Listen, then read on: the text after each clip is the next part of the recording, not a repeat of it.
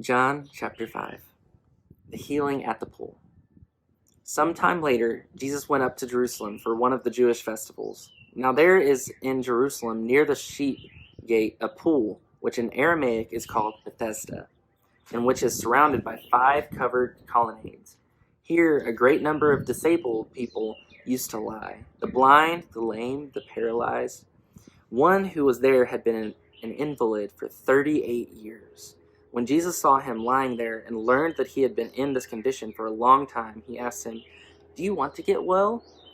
"Sir," the invalid replied, "I have no one to help me into the pool when the water is stirred. While I am trying to get in, someone else goes down ahead of me." Then Jesus said to him, "Get up, pick up your mat, and walk." At once the man was cured. He picked up his mat and walked. The day on which this took place was a Sabbath. And so the Jewish leaders said to the man who had been healed, "It is the Sabbath. The law forbids you to carry your mat." But he replied, "The man who made me well said to me, 'Pick up your mat and walk.'" So they asked him, "Who is this fellow who told you to pick it up and walk?" The man who was healed had no idea who it was, for Jesus had slipped away into the crowd that was there. Later, Jesus found him at the temple and said to him, "See, you are well again. Stop sinning, or something worse may happen to you." The man went away and told the Jewish leaders that it was Jesus who had made him well. The authority of the Son. So because Jesus was doing these things on the Sabbath, the Jewish leaders began to persecute him. In his defense, Jesus said to them, "My Father is always at his work on this very day, and I too am working." For this reason, they tried all the more to kill him. Not only was he breaking the Sabbath, but he was even calling God his own Father, making himself equal to God. Jesus gave them this answer, "Very truly I tell you, the Son can do nothing by himself. He can do only what he sees his Father doing, because whatever the Father does, the Son also does. For the Father loves the Son and shows him all he does. Yes, and he will show him even greater works than these, so that you will be amazed. But just as the Father raised the dead and giving them life, even so the Son gives life to whom he is pleased to give it. Moreover, the Father judges no one, but has entrusted all judgment to the Son, that all may honor the Son just as they honor the Father. Whoever does not honor the Son does not honor the Father who sent him. Very truly I tell you, whoever hears my word and believes him who sent me has eternal life, and will not be judged, but has crossed over from death to life. Very truly I tell you, a time is coming, and has now come, when the dead will hear the voice of the Son of God, and those who hear will live.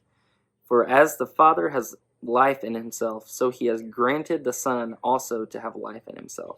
And he has given him authority to judge, because he is the Son of Man. Do not be amazed at this, for a time is coming when all who are in their graves will hear his voice and come out. Those who have done what is good will rise to live, and those who have done what is evil will rise to be condemned. By myself I can do nothing. I judge only as I hear, and my judgment is just, for I seek not to please myself, but him who sends me. Testimonies about Jesus. If I testify about myself, my testimony is not true. There is another who testifies in my favor, and I know that his testimony about me is true. You have sent to John, and he has testified to the truth. Not that I accept human testimony, but I mention it that you may be saved. John was a lamp that burned and gave light, and you chose for a time to enjoy his light.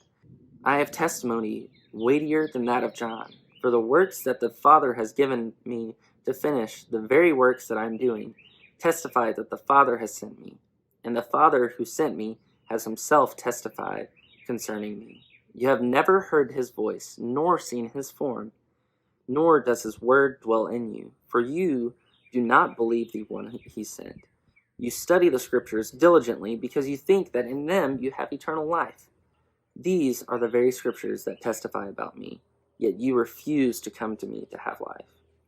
I do not accept glory from human beings, but I know you. I know that you do not have the love of God in your hearts. I have come in my Father's name, and you do not accept me. But if someone else comes in his own name, you will accept him.